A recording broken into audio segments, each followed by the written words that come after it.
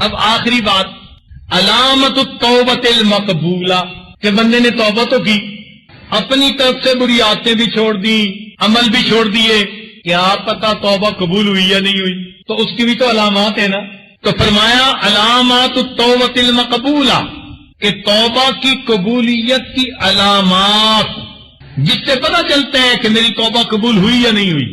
ارشاد فرمایا ان یکون بعد التوبۃ خیر مما کان قبلہا، کہ توبہ کی قبولیت کی ایک نشانی تو یہ ہے کہ توبہ کرنے کے بعد پہلے کی نسبت انسان کی زندگی نیک اچھی ہو جاتی ہے۔ انسان کی زندگی علامت ہے اس بات کی، پہلے نمازیں قضا کر جاتا تھا، اب پابندی سے پڑھتا ہے، پہلے نمازیں پڑھتا تھا، اب جماعت کی پابندی کرتا ہے، پہلے جماعت کے ساتھ پڑھتا تھا، اب تکبیر اولا کی پابندی کرتا ہے، پہلے فرض نمازیں پڑھتا تھا، اب تہجد کی بھی پابندی کرتا ہے۔ تو یہ انسان کی زندگی کے اندر جو خیر آتی ہے وہ بتاتی ہے کہ توبہ اللہ نے قبول فرما لی۔ دوسری بات فرمایا اللہ یزال الخوف من العودۃ الی الذنب مصاحبا لہ، کہ سچی توبہ کی ایک نشانی یہ بھی ہوتی ہے کہ بندہ ہر وقت خوف دل میں رکھتا ہے کہیں میں دوبارہ گناہوں کی طرف نہ مائل ہو جاؤں۔ وہ اپنے نفس کے اوپر بھروسہ نہیں کر لیتا کہ جی اب میں نے توبہ کر لی بس کوئی بات نہیں، ڈرتا رہتا ہے کہ کہیں دوبارہ میں اس راستے میں نہ چل پڑوں، اپنے نفس پہ کبھی بھی اعتماد نہیں کرتا۔ اور تیسری بات انخلاء القلب وتقطعہ ندما وخوفا من العقوبۃ العاجلۃ والآجلہ، کہ انسان کا دل گناہوں کی چاہت سے خالی ہو جائے۔ یہ میں مفہوم بیان کر رہا ہوں سمجھانے کی خاطر، لفظی ترجمہ کروں گا تو پھر سمجھانے کے لیے لمبی بات کرنی پڑے گی۔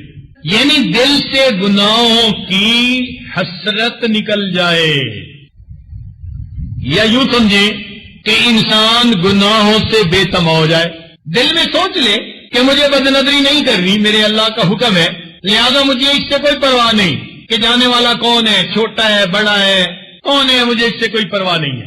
یہ جو ہوتا ہے نا دل سے تما کو نکال دینا، یہ سب سے مشکل کام ہوتا ہے۔ آج کل کے نوجوان کیوں بدنظری کر جاتے ہیں؟ دل میں تما ہوتی ہے، تما بدنظری پہ آمادہ کرتی ہے۔ اسی لیے اکثر نوجوانوں سے پتہ کریں، وہ آپ کو دوسری شادی کے لیے تیار نظر آئیں گے، دعائیں بھی کرتے ہوں گے، اور کئی تو پوچھتے بھی ہیں خط کے ذریعے کہ حضرت دوسری شادی کی اجازت دے دیجئے۔ میں ان کو جواب لکھتا ہوں کہ پہلی بیوی سے مشورہ فرما لیجئے۔ تو یہ جو ہے نا مطلب ہے دل میں سے حسرت نہیں نکلتی، یہ بڑی مصیبت ہے، حسرت نکال دیں۔ چنانچہ ایک مرتبہ ایک جگہ کوئی 4-5 نوجوان بیٹھے ہوئے تھے، باہر ملک کی بات ہے، اور قدرتاً میں وہاں جا پہنچا اور وہ آپس میں یہی باتیں کر رہے تھے، دوسری شادی کے فضائل بیان کر رہے تھے وہ طلباء۔ خیر ان کو میں نے بٹھایا، ان کو سمجھایا، میں نے کہا بھائی دیکھو اگر تو ہے دوسری شادی کے چکر میں پڑنا تو پھر علم کا کام گیا تمہارے سے، پھر علم تمہارے سے نہیں جو ہے نا آگے کام آئے گا۔ آج وہ زمانہ نہیں ہے کہ 2 شادیاں بھی چلاؤ ساتھ علم کے کام بھی کرو۔ اگر چاہتے ہو کہ ہم علم کا کام کریں تو اگر اللہ تعالیٰ نے پہلی بیوی ایسی دے دی ہے کہ جو نیک ہے، اچھی ہے، صحت مند ہے، ہر کام آ سکتی ہے، خدمت کر سکتی ہے، ضرورت پوری ہو سکتی ہے، تو کیا ضرورت ہے دوسری شادی کے بارے میں سوچو؟ اس لیے کہ ہم عدل و انصاف نہیں رکھ سکتے۔ قرآن مجید میں فرمایا کہ فَإِن لَّمْ تَعْدِلُوا فَوَاحِدًا، اگر تم عدل نہ کر سکو تو پھر ایک شادی ہی کافی ہے۔ اور آج کل کے زمانے میں تو اکثر نوجوان عدل و انصاف کا خیال نہیں رکھ سکتے، تو اس لیے ایک کافی۔ جو اللہ کے راستے پہ آگے بڑھنا چاہتا ہے وہ ان چکروں میں مت پڑے، ذہن میں بٹھا لے کہ بس اللہ نے ایک بیوی دے دی، اب اس کے ساتھ میں نے زندگی گزارنی ہے، کچھ ہو جائے، تما نہیں نکلتی، اس کی وجہ سے بیوی کی موجودگی میں انسان بدنظری کر رہا ہوتا ہے۔ تو میں نے اس دن ان کو ذرا سمجھایا اور ترغیب دی کہ بھائی آپ کو اللہ تعالیٰ نے علم کے لیے قبول کیا ہے، اب آپ اس علم کے راستے میں آگے بڑھو۔ اور سب شادی شدہ نوجوان تھے، میں نے کہا تمہارے گھر میں اللہ نے بیویاں دی ہیں، انہی سے الفتیں محبتوں کا اظہار کرو اور زندگی گزارو۔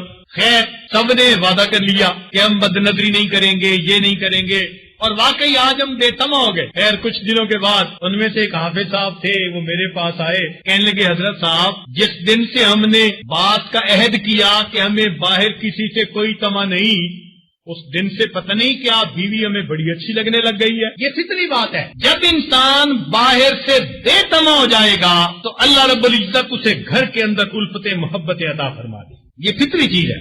اور چوتھی بات کثرت خاصۃ لا تحدث الا للطائف. جس کی سچی توبہ ہوتی ہے نا، اس بندے کے اندر سے عاجزی آ جاتی ہے، اس کے اندر عاجزی آ جاتی ہے. وہ بات بھی کرتا ہے تو پتہ چلتا ہے کہ ہاں یہ بندہ اپنے آپ کو خطا کار گناہگار سمجھ کر توبہ کرنے والا بندہ ہے، اور اب عاجزی کے ساتھ دوسروں کے ساتھ پیش، اس میں عجب اور تکبر نہیں ہوتا، عاجزی آتی ہے. تو یہ 4 علامات ہیں انسان کی کہ جن کے ذریعے سے اللہ تعالیٰ اس کی توبہ کو قبول فرماتے ہیں. یہ اس کی علامات ہیں.